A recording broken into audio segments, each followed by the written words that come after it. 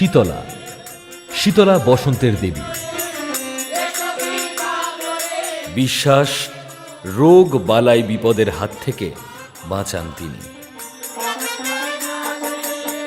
দেবীর মাহাত্ম্য প্রচার করে শীতলা যাত্রা। ওই দেবদত্ত আমাকে মা মা বলে ডাকছে। হ্যাঁ মা, 12 বছর পূর্ণ হয়ে গেছে। এইবার ওকে আমায় দেখা দিতে হবে। সন্তানের স্থান মায়ের চরণতলে নয়, মায়ের কোলে। যাত্রায় শীতলা সাজেন এক মানুষ, আদতে যিনি পুরুষ। মনাদা যাত্রাটা করেন, যাত্রা মনাদাকে দেখেও সবাই ভক্তি লাগে, মানে একদম অরিজিনাল মায়ের যে পাঠটা করেন। দেবী মূর্তি গড়ে তোলার মতোই যাত্রায় প্রাণ পায় শীতলা।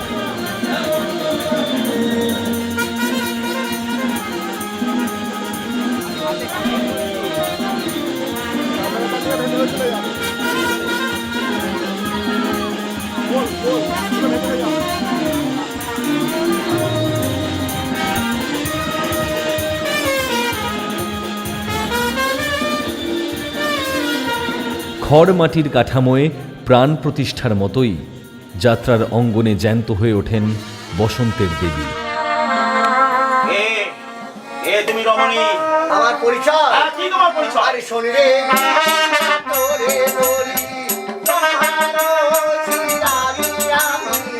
ভক্তরা বিশ্বাস করেন দেবীর মাহাত্ম্যে, বিপদে শরণ নেন দেবীর। এক্ষেত্রে দেবীর ভূমিকায় অভিনয় করেন যিনি, সেই মানুষটি। ভক্তরা বিশ্বাস করেন এই মানুষটির মুখের কথা সত্যি হয়। ওনার গান করছি, ওনাকে দেখছি মাটির ঘট কাঁকড়ে আছে, হাতে ঝাঁটা আছে, গাধার পেটে, এইটা দেখেছি, কিন্তু আদি যে কি আমি আজও বলে তাকে দেখতে পাই। শহর কলকাতার আনাচে কানাচে ছড়িয়ে শীতলার ভক্তরা দক্ষিণ দাঁড়ি উল্টোডাঙ্গার কাছে। সেখানে থাকেন মিঠু। আগুনে পুড়ে মরতে বসেছিলেন, কিন্তু ফিরে আসেন মৃত্যু মুখ থেকে। মনাদা নাকি তেমনই বলেছিলেন। ওই নীল পুজোর দিনে স্টোভে তেল ঢালতে গেছিলাম তাড়াতাড়ি গঙ্গা যাব বলে। জ্বলন্ত স্টোভেই তেল ঢেলেছিলাম আর ধাপ করে লেগে গেছিলো নাইটিতে। তারপর ডাক্তার বলেও ছিল যে বাঁচবে না। যখন আমি হাসপাতালে ওরকম অবস্থায় পড়েছিলাম তখন বাবা গেছিলো, এখানে গান করতে আসে উনি, মা গিয়ে বলেছিল যে আমার মেয়ের এরকম অবস্থা। তখন উনি বলেছিল যে যা, তোর মেয়ে ফিরে আসবে, আর যদি তোর মেয়ে ফিরে না আসে তাহলে আমি পাড়ায় কোনোদিন গানই করতে আসবো না। বিরাট রাজার শ্যালক কিচক শিবের পূজায়।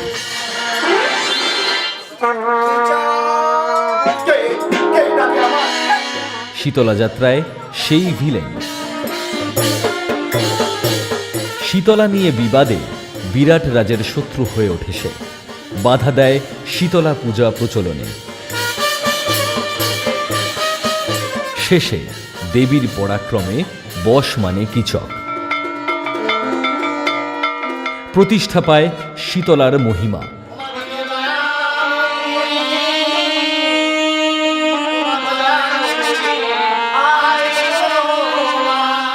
দর্শক তন্ময় হয়ে দেখে এই কাহিনী।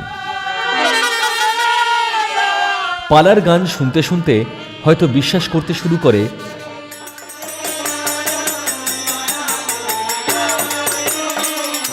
চোখের সামনে তখন নড়াচড়া করে রং মাখা মানুষ নয়, লাইভ শীতলা। আমি তো মৃণাল কান্তিচন্দ্র বলছে না, এই যে চোখটা শোধন করে আসার পর যখন আমি চোখটা এখানে লাগাবো তিনি তখন বলবেন, আমি বলবো না। তাহলে কি চান এই অভিনেতা? ভবিষ্যৎ কিভাবে মনে রাখবে তাকে? বাস্তবের এক অভিনেতা যিনি পুরুষ হয়েও অভিনয় করেন নারী চরিত্রে, নাকি মানুষ হয়েও সৃষ্টি করেন ঈশ্বরের? মা মনাদা, মনাদাকে চিনেছে কি হিসেবে? শীতলা যাত্রা উপলক্ষে শীতলাকে দেখে পরিচয়, তো ওইটাই থাকবে।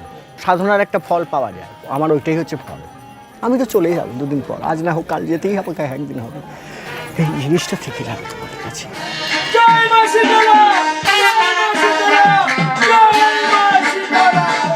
রাত বাড়ে, জমে ওঠে শীতলার পালা গান, আর বাস্তবের কোলে শুয়ে মানুষের ভালো থাকার চিরন্তন স্বপ্ন ছড়ায় বসন্তের দেবী।